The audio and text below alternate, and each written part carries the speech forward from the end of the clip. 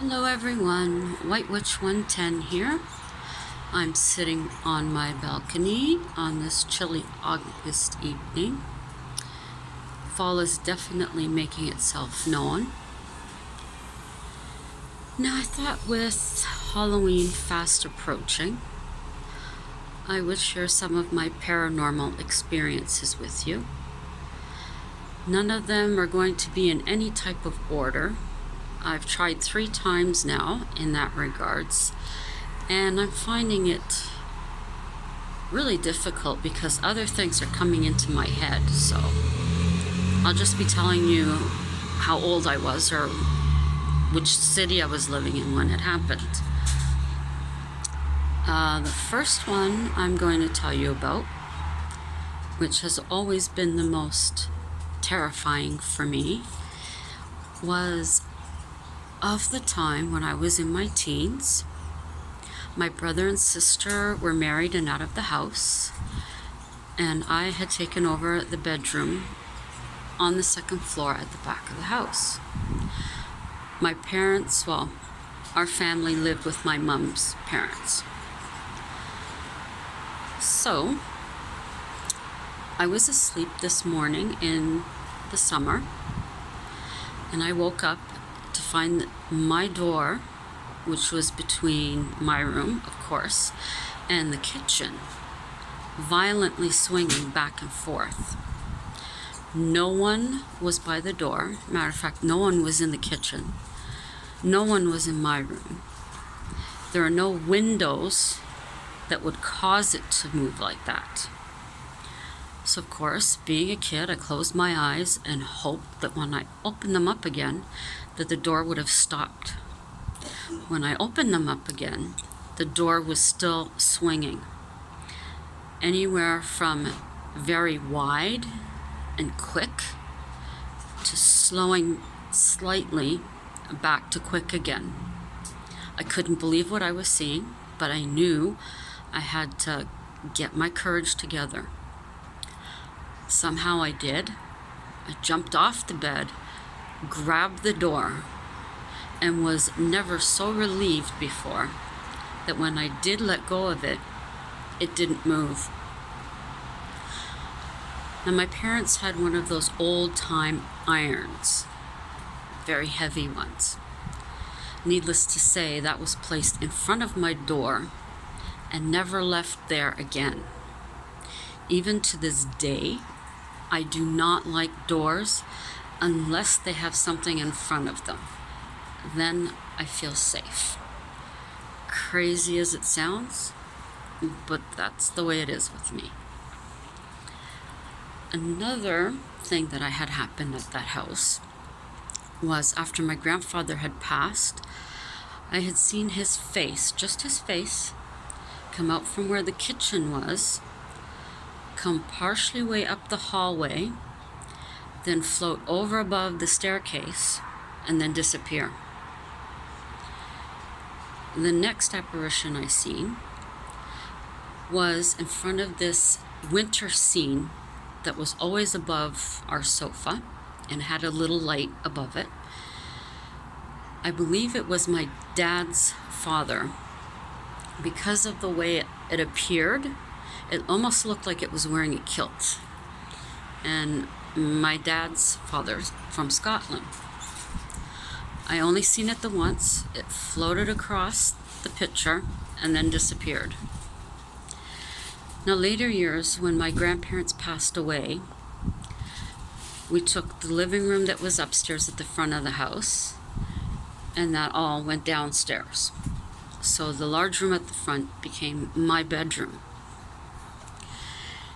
Now one incident I had in my bedroom, again it was in the summer, and I had shelving, the ones with the little brackets, just put the wood on top. Well, I had those on one of the walls with my horse collection on it. Now we did have men working on putting siding on the house. I woke up and to my horror seen the top shelf come up and fall to the floor, missing my stereo cabinet, with my fish tank on top of it. Luckily, I had very minimal breakage to my horses.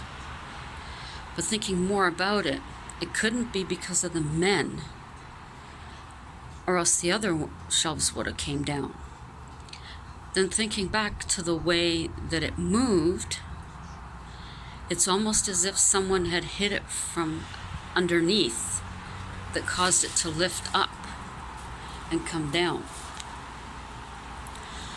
Another incident in that room. I acquired my grandparents' bedroom set when they passed away. Shortly after my grandmother had passed, I was in bed in my room, and I could see a light forming in one of the corners. Being terrified, I got up, ran, turned my light on. Later, when I thought about it, I figured it could have been my grandmother coming to see me, as she had in my dreams, which I'll tell you about another time. Another incident that happened to me. I was alone in the house. The telephone rang. I picked it up, and there was nothing but static. And then all of a sudden, I heard, "It's me." Being scared out of my wits, of course, I hung up the phone. And sitting there, I realized the voice I heard was my grandmother. Another time where I could have spoke to her, and I missed it. Other things that happened in the house. My dad had a man cave downstairs, and the TV that he had came on one night. Of course, again, I'm alone. Doesn't it always happen that way? Now, his TV didn't have anything like a timer set, because he turned it off and on when he was down there. So needless to say, that scared me too. It never happened again after that, just that time. After my grandmother had passed away, I would often hear her calling me. I would go to the top of the steps to answer her, and then remember she wasn't here anymore. Now, when my bedroom was still at the back of the house, I would often hear her footstep and crutch coming up the back stairs from what was their kitchen. It scared me at first, but after a while I got over it.